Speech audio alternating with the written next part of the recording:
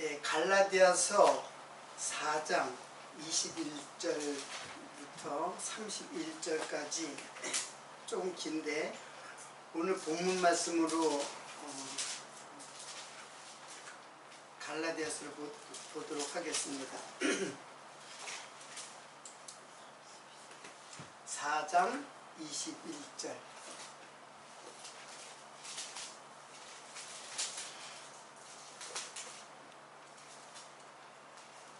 네, 봉독하겠습니다. 내게 말하라. 율법 아래 있고자 하는 자들아, 율법을 듣지 못하였느냐? 기록된 바 아브라함이 두 아들이 있으니 하나는 계집종에게서 하나는 자유하는 여자에게서 낳다 하였으나 계집종에게서는 육체를 따라 낳고 자유하는 여자에게서는 약속으로 말미암았느니라. 이것은 비유니 이 여자들은 두 언약이라. 하나는 신의 산으로부터 종을 낳은 자니 곧 하가라. 이 하가는 아라비아에 있는 신의 산으로 지금 있는 예루살렘과 같은 데니 저가 그 자녀들로 더불어 종노릇하고 오직 위에 있는 예루살렘은 자유자니 곧 우리 어머니라. 기록된 바 잉태치 못한 자여 즐거워하라. 구로치 못한 자여 소리질러 외치라. 이는 홀로 사는 자의 자녀가 남편 있는 자의 자녀보다 많음이라 하였으니 형제들아, 너희는 이삭과 같이 약속의 자녀라. 그러나 그때의 육체를 따라 난 자가 성령을 따라 난 자를 핍박한 것 같이 이제도 그러하도다. 그러나 성경이 무엇을 말하느뇨? 계집종과 그 아들을 내어 쫓으라.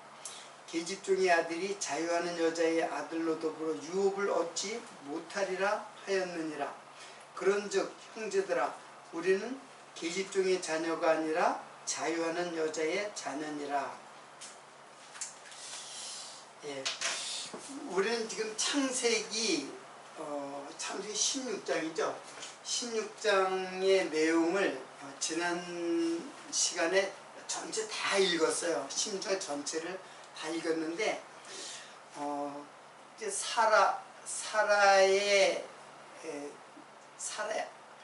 하갈의 아들 이스마엘을 낳는 이제 종이죠.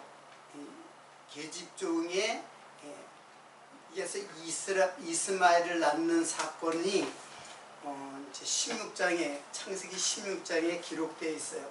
그런데 이것은 갈라디아서에 오늘 보니까 이거는 비유다, 이제 그렇게 말씀을 하고 있어요. 그래서 지난 시간에 비유에 대해서 조금 이제 설명을 했는데 지금 여기에서 갈라디아서에서 요 이제 비유는 이거는 이 비유인데 이거는 알레고레오, 이렇게 이제 헬라말로 알레고레오라고 해요.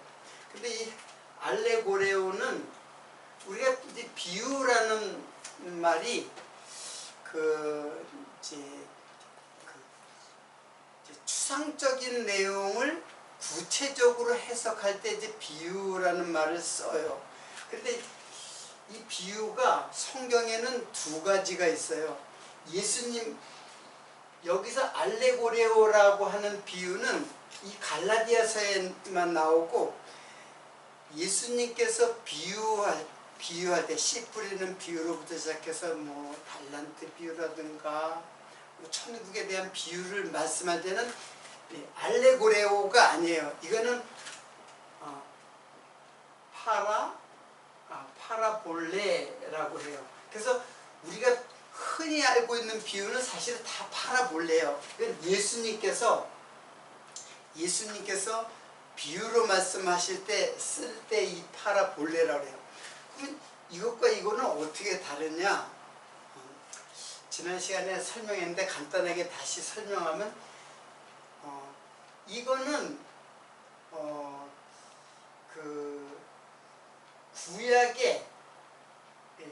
구약의 사건을 지금 구약의 사건이죠. 하갈과 사라의 그 사건을 갖다가 비유로 해가지고 설명을 하는 거예요. 그래서 이 두 비유는 두 언약이다. 이제 그렇게 설명을 하는 거예요. 이제 요거는 제가 이제 오늘 갈라디아서를 이제 설명을 하면서 이제 설명을 하는 건데, 파라볼레라는 거는 이 말뜻 자체가 옆으로 던져졌다. 옆으로 던져준 말씀이에요. 이거는 깨달으라고 준 말씀이 아니라 예수님께서 감추어진 말씀이에요, 사실은. 그래서 그 비유의 말씀을 들으면 깨닫는 게 아니라 깨닫지 못하도록, 예수님께서 깨닫지 못하도록 하는 비유가 이제 파라볼레예요. 근데 제가 지난 시간에 왜 이제 이 말씀을 조금 더 장황하게 얘기했냐면, 이 알레고레오라고 하는 이러한 해석하는 그 당시에, 예수님 당시에도 그렇고 그 이후에 유대 신비주의자들이 알레고리 해석을 해요. 그래서 그런 거를 알레고리즘이라는 말을 써요. 알레고리즘. 근데 이거를 우리말로 하면 그걸 우화적 해석이라고 그래요. 우화적 해석. 우리가 이솝 이야기, 이솝 우화라는 말이 있죠. 근데 이 우화적 해석은 뭐냐면, 이 목적이 어떤 교훈을 주는 거예요. 어떤 이제 되게 이솝 우화는 이제 동물의 세계를 통해서 이제 그 어떤 교훈을 주는 거예요. 갑자기 이제 뭐 그 예를 들어 설명하면 좋은데 생각이 안 나는데, 예를 들면 그런 거죠. 토끼와 거북이 있잖아요. 토끼와 거북이의 그런 것을 교훈을 주기 위해서 토끼처럼 부지런하라 라고 하는 교훈을 주기 위해서 이제 그것을 짐승의 짐승의 사건을 갖다가 이제 교훈을 주기 위해서 해석하는 방법이에요. 그래서 거북이처럼 밀어라면 그거는 그렇죠. 거북이를 이제 교훈을 삼는 거죠. 거북이는 천천히 하지만 꾸준하게 계속 이제 토끼는 빨리 뛰었다고 자만해가지고 낮잠 자다가 결국 거북이한테 지게 되잖아요. 그걸 교훈으로 삼는 거예요. 그럼 이 교훈은 결국은 어떻게 가냐면 행위로 가게 돼 있어요. 교훈은 반드시 행위로 행위를 유발하도록 교훈을 하는 거예요. 그래서 이 우화적 해석, 이거는 굉장히 위험한 해석 방법이에요. 그런데 오늘 여기에서는 하갈과 사라의 두 언약에 대한 비유이기 때문에, 이거는 성경의 구약의 사건을 신약의 성경에서 이렇게 해석을 해주는 거예요. 이거는 근거를 갖고 있기 때문에 옳은 해석이죠. 반드시 이렇게 해석을 해야 돼요.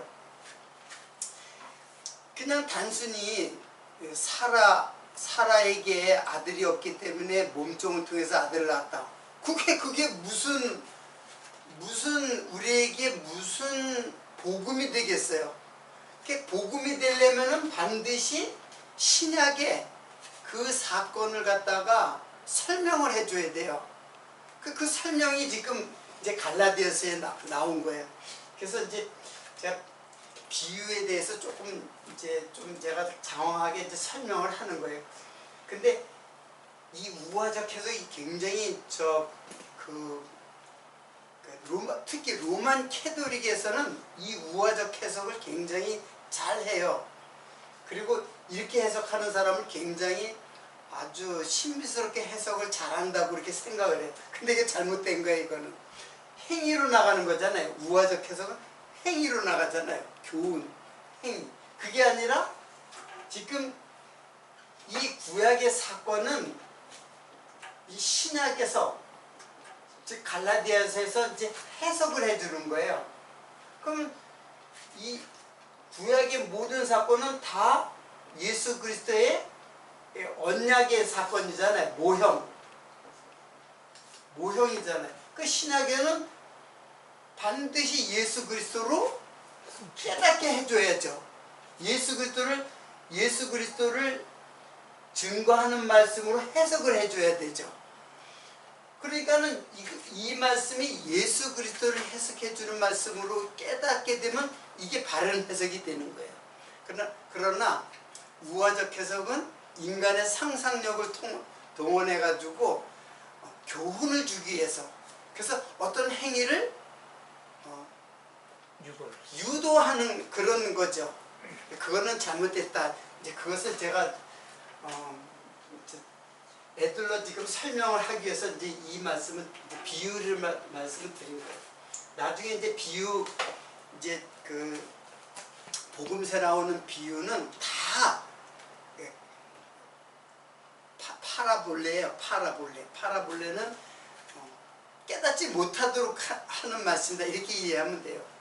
자, 그러면 오늘 갈라디아서를 봤는데, 지난 시간에 이제 16장, 창세기 16장을 전체를 다 읽었어요. 다 읽었기 때문에 이거를 다시 읽지는 않고 갈라디아서를 한번 볼게요.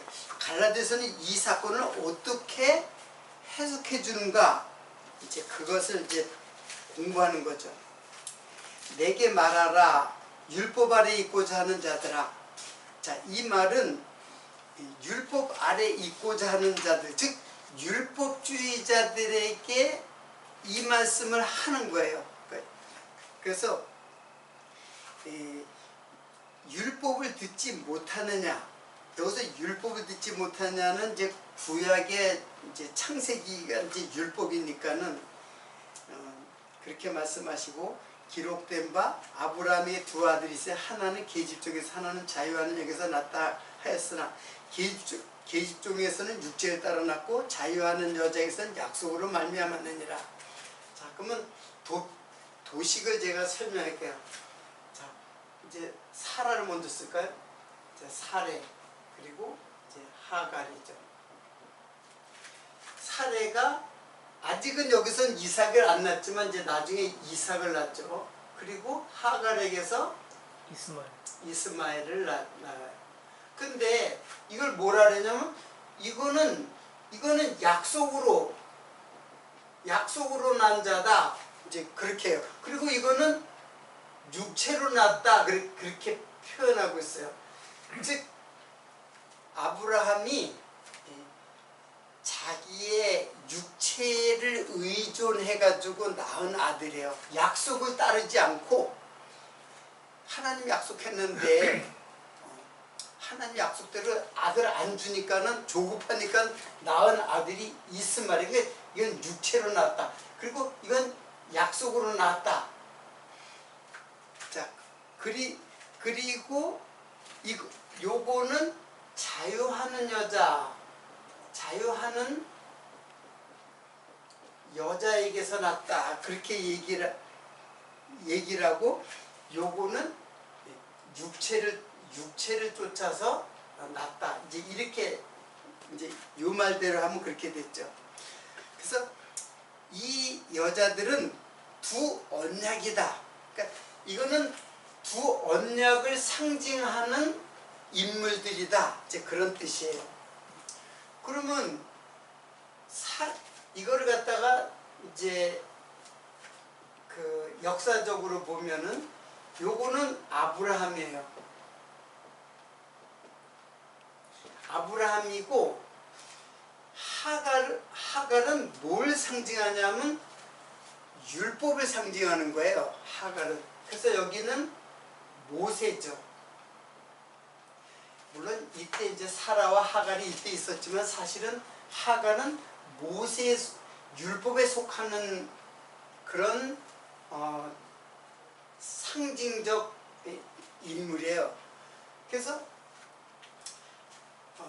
지난번에도 설명했지만, 이 언약은 무슨 언약이냐면 은혜 언약이에요. 즉 약속을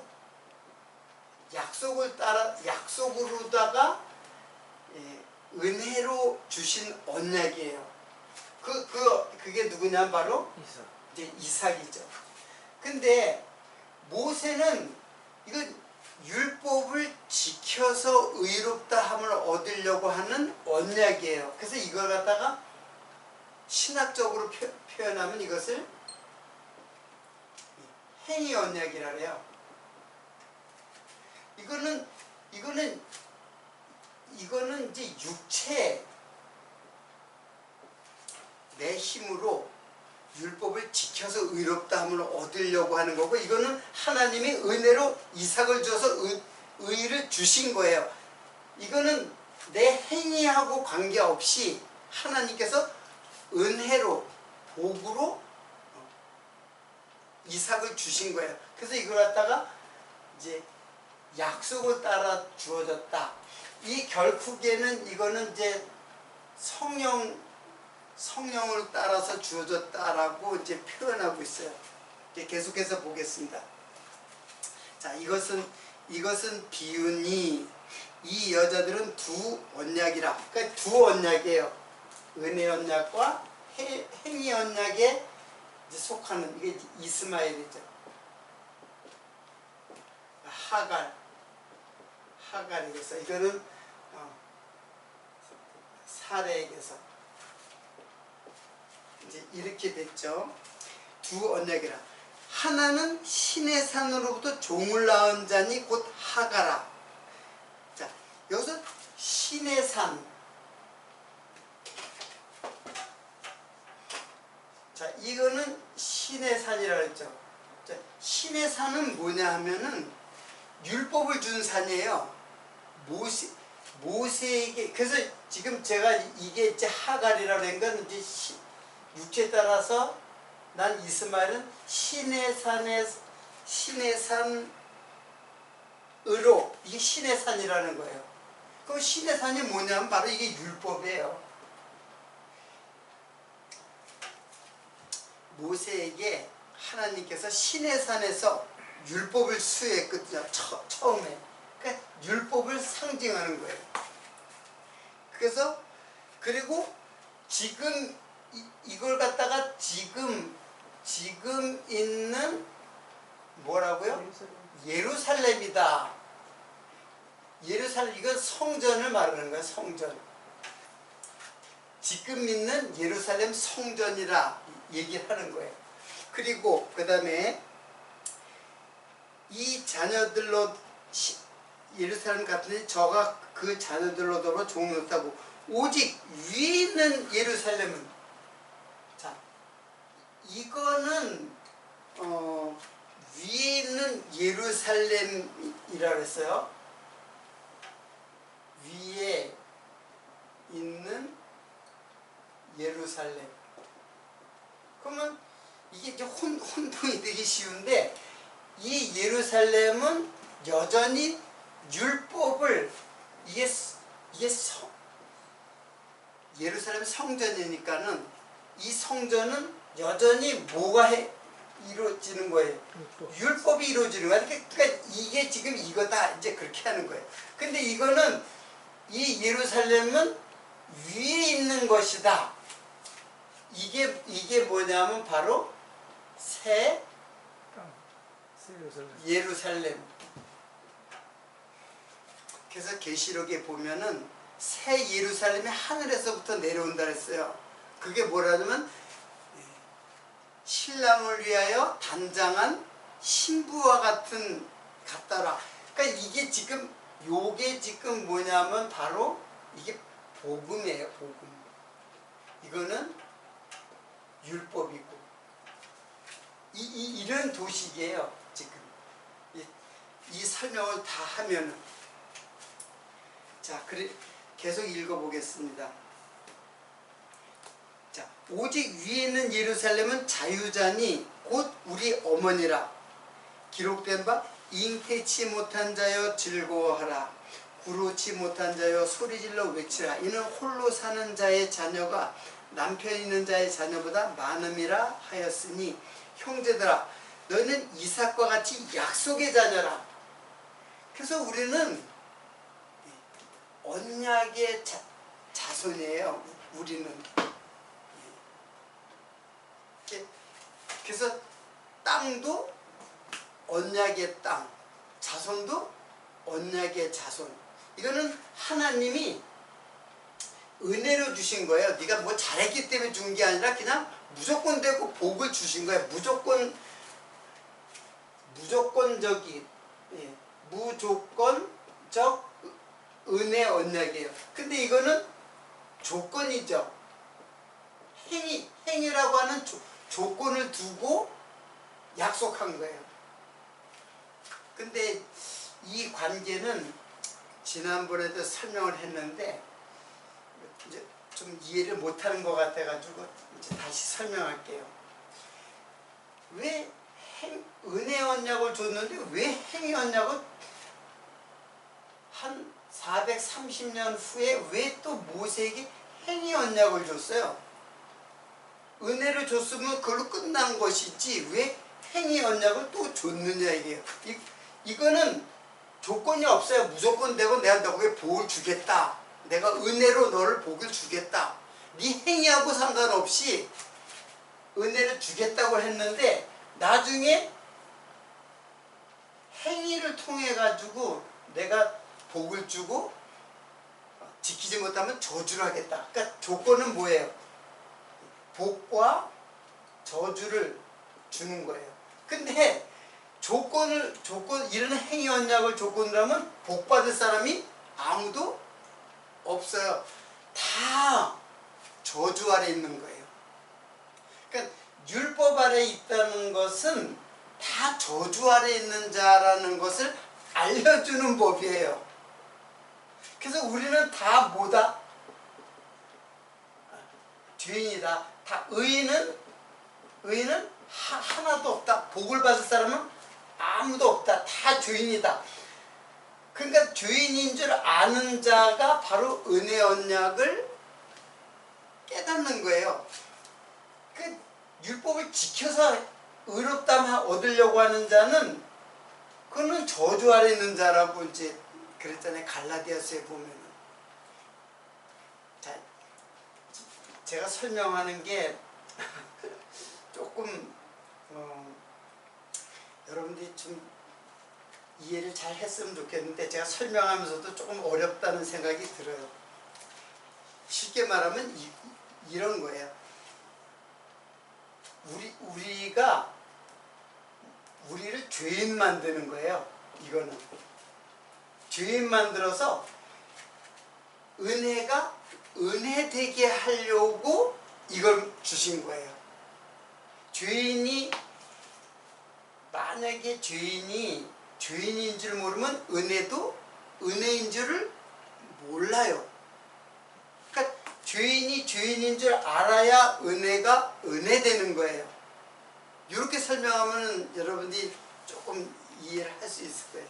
근데 그 결론은 다 나와 있는 거잖아요. 그걸 우리가 모르는 건 아니잖아요. 근데 왜 그런지를 잘 모르겠어요.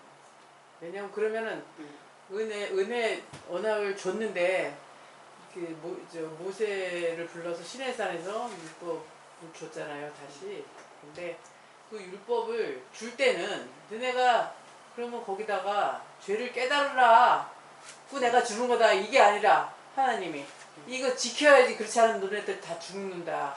이러면서 줬잖아. 요거 깨달으라고. 아니 근데 그걸 깨달으라고 내가 주는 거다 이렇게 말씀하셨어야지 하나님이. 이스라엘 민족들은 아무것도 모르고 그거 그거만 하면 지키면 되는 줄 알고 죽으라고 지켰잖아요. 근데 그거를 신약에서 풀어주는 거지. 그치. 그때 당시에는 모르는 거죠. 그렇죠. 당연히 이제 유대인들은 이걸 율법을 주니까 율법을 지키려고 했던 거예요. 근데 그거 아니다라고. 근데 그 신약에서 우리가 깨닫는 거지 그 이스라엘 민족은 몰랐던 거죠. 그래서 이스라엘 민족들은 예수를 죽인 거예요. 그걸 모르니까는 죽일 수밖에 없었던 거예요. 그러니까 이제 신약에서 우리가 이거를 깨달아서 그렇게 말하는 거지. 그때 당시에는 하나님이 그러면 야 내가 죄 됐는 줄 알으라고 내가 주는 거다 이러진 않으셨을 거 아니야. 그러니까 그러니까 우리는 이걸 다 알잖아요. 이거를 왜 주셨는가는 지금 그 얘기예요. 이걸 왜 주셨나, 이거 알라고 주신 거라 이거예요.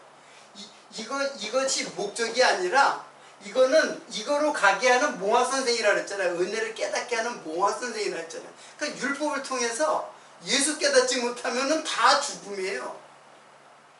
율법은 우리에게 저주를 주는 거거든요. 지키지 못하면 죽는다. 이게 율법이란 말이에요. 그러니까 우리는 다 죽어야 할 존재라는 것을 알려주는 게 율법이에요. 율법은. 그래서 그걸 갖다가 지금 이제 사라와 하가를 통해서 비유를 이게 다 그냥 그 당시에 그냥 첩을 두어가지고 자녀를 낳았다는 그냥 에피소드가 아니라 이게 비유다 이게요. 그 비유니까는 정확하게 그 비유의 내용을 알아야죠. 그 알라고 갈라디아서를 이제 쓴 거니까는. 그러니까 바울이 그때 당시에 이제 깨달아가지고 그 유대 그렇죠. 민족한테 바울은 뭐 말을 어쨌든 계시를 받았겠죠. 이런 사건이 이런 사건은 바로 이 사건이 바로 율법과 복음을 설명하려고 이 두 여자가 등장됐구나. 그런 역할을 하는 여자로구나. 그렇잖아요. 이게 뭐 지금 구약의 이 사건을 두고는 그걸 어떻게 알아요? 그걸 그렇게 어떻게 알아요? 그러니까 바울이 이걸 갖다가 이렇게 풀어주는 거예요. 이렇게 풀어줘서 결국에는 예수의 복음을 갖다가 알려주는 사건이에요. 이 사건은. 그래서 예수의 복음 그리고 우리를 구속하시는 예수 그리스도의 은혜와 사랑을 깨달으라고 이 사건이 구약에 전개되었고, 이거를 지금 바울은 설명을 해주는 거예요. 이건 비유다 라고 설명해 주는 거예요. 자, 그런데 우리는 이제 혹시 이렇게 또 이해를 할 수가 있어요. 자, 조금 이제 이것은 이렇게 다른 서신서 고린도서 같은 경우는 이거는 이제 로마서의 성령의 소욕이라고 이거를 육체의 소욕으로 그렇게 표현하고 있어요. 그리고 이거는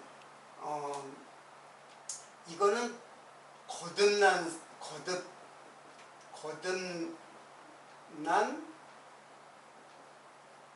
새로운 피조물. 그리고 요것은 육체로 난 우리 몸을 말하는 거예요. 자, 이 거듭난 새로운 피조물을 뭐라 그래요? 한자로 이것을 중생이라 그랬죠. 그리고 육체의 소욕으로 난 사람을 이거를 이게 모태예요. 모태생이에요.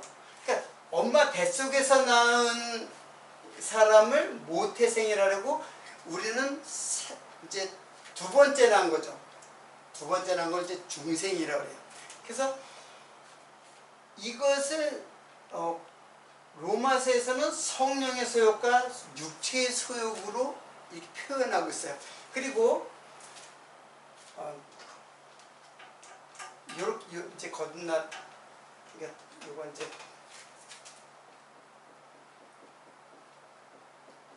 중생이죠. 중생과 모태생 이렇게 됐어요. 그러면 이거는 무엇을 말하냐면 이게 바로 새 사람이에요. 이게. 그리고 요것이 옛사람. 이게 이제 새 자하고 요것은 옛자. 그래서 옛사람은 육체의 소욕을 따라 살고, 그리고 새 사람은 성령의 소욕을 따라 살아간다.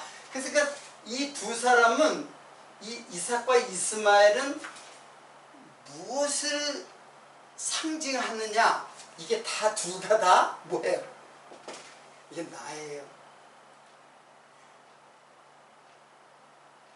그러니까 나에게서 새 사람과 옛 사람이 같이 존재하는 상태. 그래서 우리에게 성령의 소욕도 있고 육체의 소욕도 있는 거예요. 우리에게 이 육체의 소욕에 따라 죄를 짓고 성령의 소욕을 따라서 성령의 열매를 맺어나가는 그 두 개의 삶이 공존하는 게 바로 우리의, 그러니까 이 사라와 하갈은 원래 우리는 하갈이죠. 하갈이 낳은 이스마엘이에요. 원래 우리는. 그러니까 원래 우리는 엄마 뱃속에서 나올 때는 다 옛사람이에요. 그래서 다 죄를 짓는 옛사람이에요. 그런데 새 사람이 두 번째 태어나면서 새 사람이 된 거예요. 여기서 중생이라고 두 번째 태어났다고 이렇게 표현되어 있지만 사실은 이게 아노땐이거든요. 아노땐은 이게 위에서 난 자예요. 위에서 난 자. 이거는 엄마 뱃속에서 난 것은 아래서 난 자. 그런 거예요. 그리고 이것이 옛사람이고 이 사람이 새사람이에요. 제가 왜 이것을 이렇게 설명을 하냐 하면은 많은 사람들이 그 예정을 어떻게 하냐면 이삭의 이 라인을 따라서 이게 택한 백성이고 요거는 불택한 백성이다 이렇게 알고 있단 말이에요. 그러니까는 너는 불택한 백성이다 너는 택한 백성이다 우리가 사람을 이렇게 구분한단 말이에요. 그거는 잘못된 거예요. 그 예정을 잘못 알고 있는 거예요. 그게 아니라 우리에게서 옛사람은 반드시 심판을 받는다. 그리고 새사람은 반드시 구원을 얻는다. 이게 다 나라니까요. 그러니까 내 안에서 옛사람은 반드시 죽임을 당한다. 그리고 그리스도와 함께 새사람이 하나님의 나라의 구원을 얻는다. 그것이 예정이에요. 그런데 새 사람이 안 된 사람들이 있잖아. 옛 사람으로 그렇죠. 사는 그 사람들. 사람은 이 새 사람이 이 중생한 사람만 새 사람이 있는 거죠. 그러니까 예수를 믿는다는 거는 바로 중생한 사람이 바로 예수를 믿는 사람이에요. 근데 여전히 뭐가 있다는 얘기예요. 옛 사람이 있다는 거예요. 그게. 그래서 바울이 이렇게 고민했던 거예요. 오라 나는 공고한 자로다. 이 사망의 몸에서 나를 누가 건져낼 것인가. 우리 주 예수 그리스도로 말미암아 하나님께 감사리로다. 그 예수님이 우리를 새롭게 구원해 해가지고 이 두 가지가 같이 있는 것을 갖다가 우리는 그걸 이해를 해야 돼요. 그걸 예정이라고 하는 거예요. 그걸 예정이라고 하는 거지. 우리는 사람을 두고 너는 구원받지 못했어. 자기가 하나님이가. 자기가 하나님도 아닌데 어떻게 심판을 해요. 너는 구원받았어. 너는 구원받지 못했어. 이렇게는 할 수 있어요. 이거는 하나님의 말씀이 잘못되었다.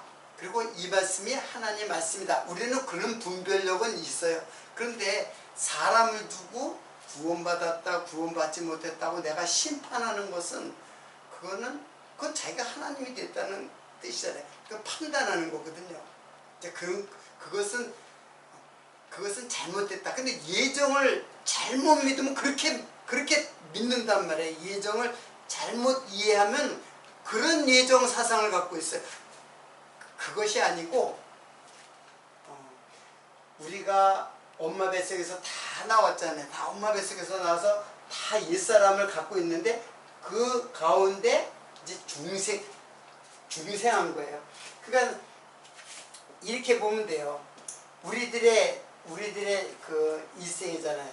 출생에서부터 사망까지. 근데 예수를 언젠가는 우리 생애 속에서 예수를 믿잖아요. 그러니까 예수를 믿게 되는 때 요때가 중생이 되는 거예요. 요때가. 근데 태어나서 죽을 때까지 뭐를 갖고 있냐면 엄마 뱃속에서 태어난 육체의 소욕. 요게 이제 육체의 소욕이 있었대. 육체의 소욕이고 요것은 성령의 소욕으로 살아가는 거예요. 그러니까 요때부터 중생한 삶을 살아가고 이때부터 이때까지는 다 모태생의 그 옛사람의 소욕을 따라서 살아가는. 그러니까 여기에는 두 가지가 있죠. 중생한 그 새 사람의 삶이 있고, 그리고 모태로부터 육체를 따라 살아가는 삶, 두 개가 이제 싸우는 거예요, 결국에는. 자, 이거는 이렇게 보면 돼요. 이거는 바로 예수의 육체예요. 그래서 옛사람은 예수의 육체와 함께 같이 죽는 거예요. 그리고 새 사람은 그리스도의 영으로서, 새 사람은 그리스도의 영과 함께 하늘나라의 구원을 받는 거예요. 이거는 심판을 받고. 자, 여러분 이 구도를 갖다가 이건 이제 갈라디아서를 보니까는 이게 이런 구도로구나 하는 걸 우리가 이제 이해할 수 있는 거죠.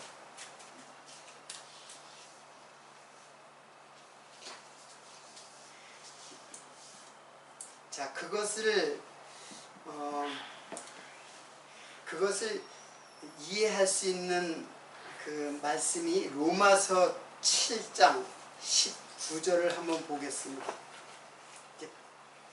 잘 아는 말씀인데 로마서 7장 19절. 내가 원하는 바 선은 하지 아니하고 도리어 원치 아니하는 바 악은 행하는도다. 이거 바울이 자기 고백이에요. 이게 로마서잖아요. 그러니까 지금 내가 했으니까는 바울이죠. 원하는 바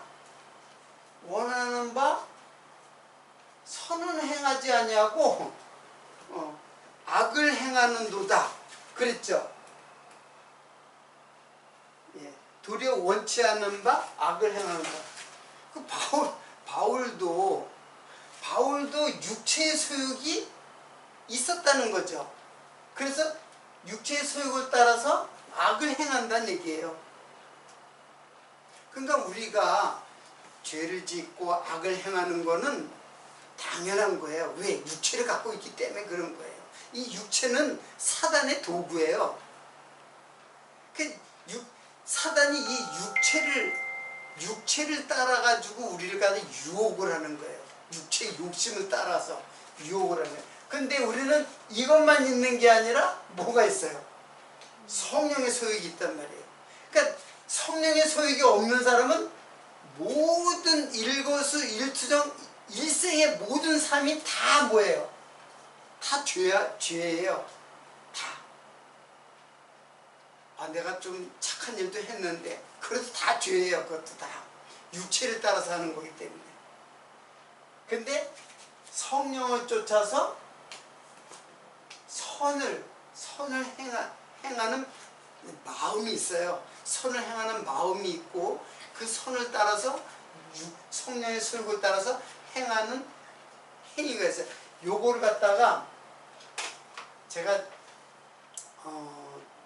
지금 그 야고보서를 지금 제가 정리를 하고 있거든요. 이거를 어떻게 이제 정리할 수 있냐면 요 행위를 믿음의 행위라고 할 수 있고, 그리고 요 행위를 율법의 행위라고 할 수 있어요. 그러니까 믿음은 반드시 그 믿음의 행위로 드러나게 돼 있어요. 그리고 율법을 쫓는 거는 율법의 행위로 드러나게 되어져 있어요.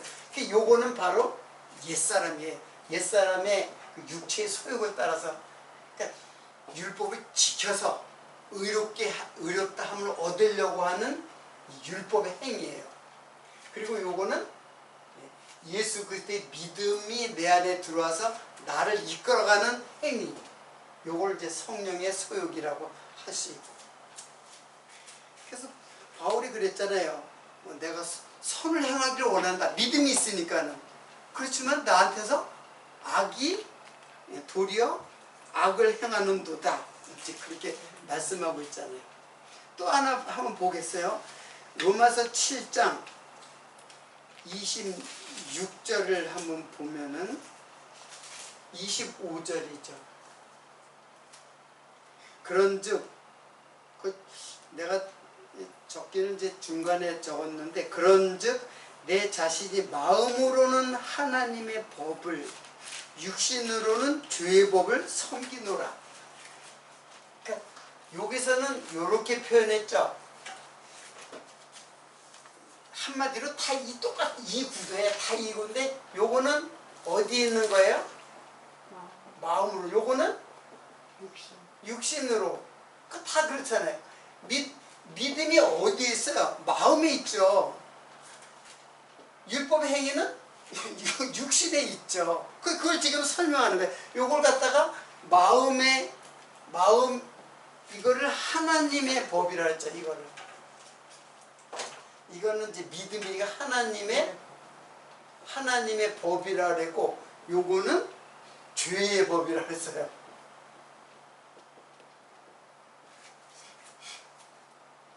여러분, 지금 요 구도는 다 이게 지금 갈라디아서에만 있는 게 아니라 지금 여러 가지, 이거는 로마서에 있는 거고, 요것도 로마서, 요거는 야고보서에서 내가 인용한 거예요. 근데 그 구도 속에 다 짝이 맞잖아요.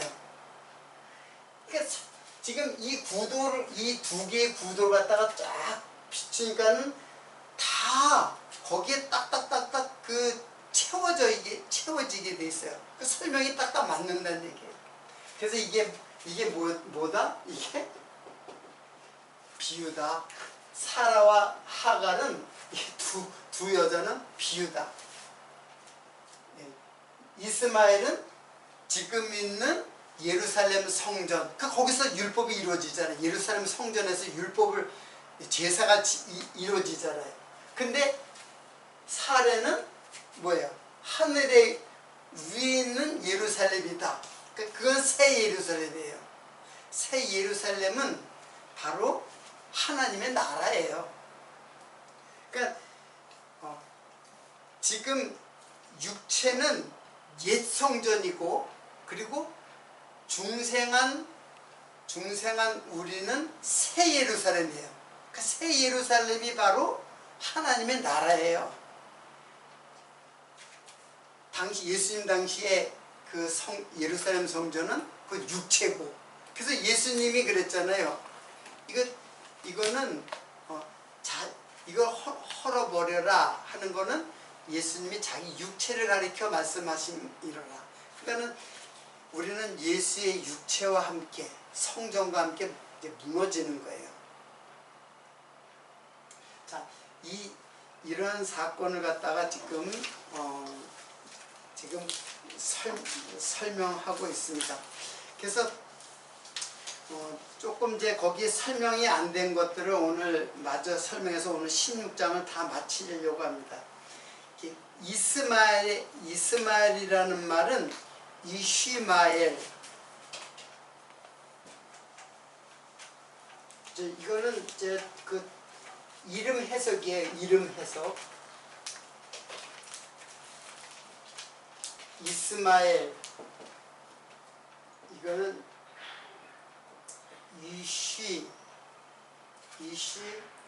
이쉬마엘. 이게 이시마엘은 샤마 플러스 엘인데, 엘은 하나님이잖아요. 샤마는 듣다, 듣다 그런 뜻이에요. 듣다. 그리고 듣다는 순종이라는 의미를 갖고 있어요. 하나님 말씀을 듣는다라는 것은 순종이에요. 그러니까 하나님이 말씀을 하나님께서 말씀을 듣는다. 이제 그런 뜻이에요. 자, 그리고 거기 또 부엘라 헤로이라고 있어요.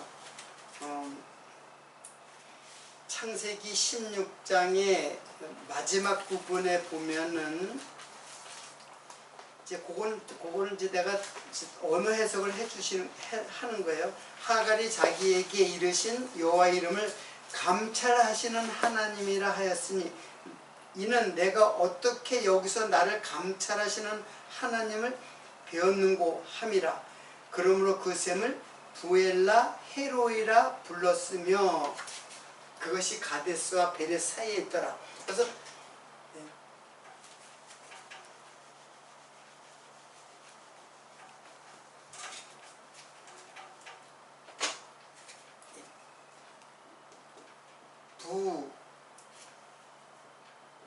부엘라 헤로이 이렇게 돼 있죠. 이거는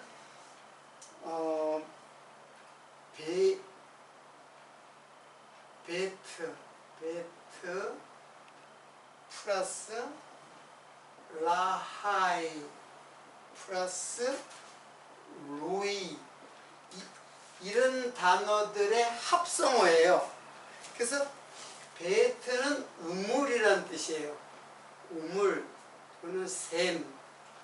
그리고 라는 이제 접두사로 붙는데 하이 이거는 살아있다. 살아있는 그런 뜻이에요. 이렇게 로이는 이제 로에인데 로에는 환상, 샘, 살아있는 환상 이런 것이 합쳐져 있는 것이에요. 그래서 이 뜻은 무슨 뜻이냐면 살아계신 하나님, 살아계신 하나님이 나를 감찰하신다. 감찰하시는 하나님. 그러니까 나를 감찰하시는 살아계신 하나님 그런 뜻이에요.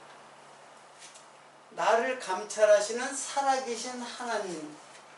이게 지금 누구에게 하는 말이냐면은 이게 하갈에게 하는 말이에요. 그래서 하갈이 아브라함의 아들을 낳음에 아브라함이 하갈에 낳은 그 아들을 이름하여 이스마엘이라 하였더라. 하갈이 아브라함에게 이스마엘을 낳을 때에 아브라함이 86세이었더라. 자, 이때 86세라고 이제 이제 나이를 갖다가 알려줬는데 사실은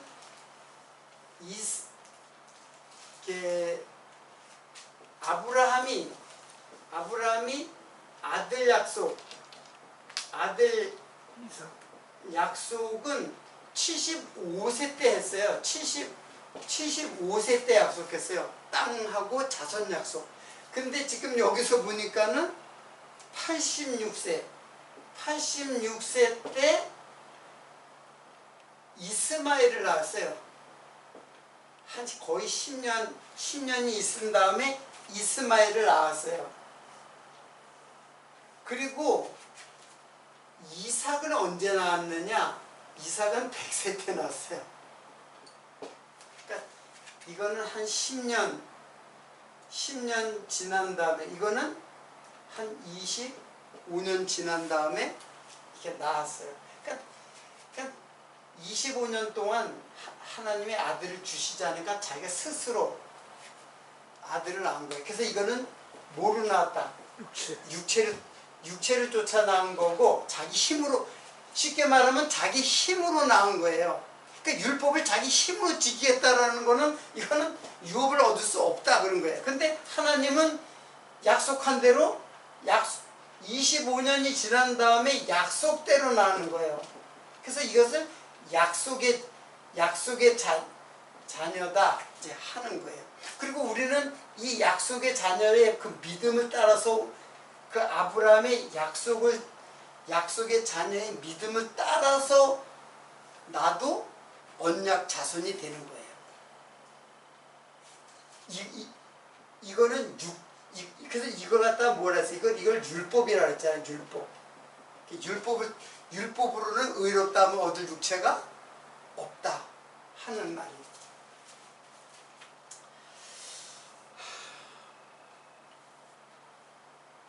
네, 거기 이제 부엘라 헤로이라는 말이 있어가지고 그거를 설명을 했어요. 하갈이라는 말은 하가르예요. 하가르인데 이거는 도망가다, 도망치다 이제 그런 뜻이에요. 그래서 그런 말이 나오죠. 하갈이 이제 사례 앞에서 도망하였더라 하는 말이 나오죠. 그래서 하갈은 도망하다예요. 우리는 계속 원래는 그 약속을 따르는 게 아니라 약속으로부터 도망가는 자예요. 원래는 우리는 하갈이 낳은 이스마엘이에요. 원래는 우리가. 그런데 이삭의 그 중생한 자죠. 약속을 따라난 자죠. 원래는 그냥 엄마 뱃속에서 나올 때는 그냥 이스마엘인데 이제 예수를 믿고 약속의 자녀가 되었다. 이제 그런 뜻이에요.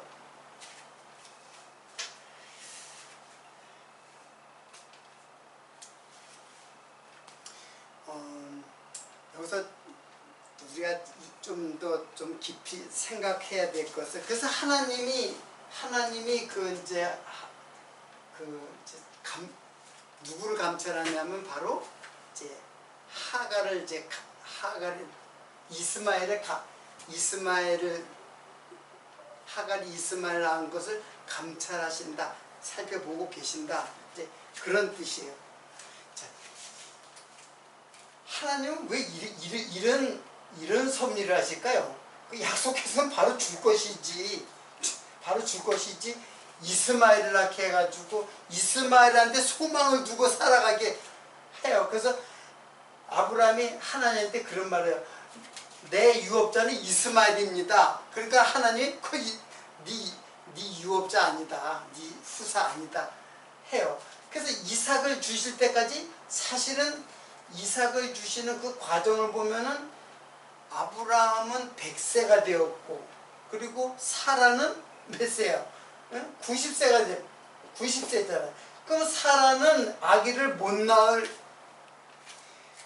가뜩이나 자녀를 못 낳을 자녀인데다가 90세가 되면은 자녀를 낳을 수 있는 태가 닫히는 거예요. 태가 닫히고 아브라함도 남자로서의 생산 능력이 다 소망을 다 끊어버리는 거예요. 그렇죠? 그러니까 인간이 할 수 있는 소망을 다 끊어버리는 게 이 역사예요. 왜 길게 이렇게 오랫동안 하나님이 주시지 않느냐. 그러니까 네 힘으로 날 수 없다. 포기해라는 거예요. 포기하라. 네 힘으로 나봤자 이거는 네 후사가 될 수 없다라고 하는 거예요. 이 과정 속에서 우리는 그것을 이해해야 돼요. 하나님은 우리가 할 수 있는 그걸 다 끊어버려요. 다. 우리가 생각해내고 고안해내고 합리적인 사고방식 아니에요?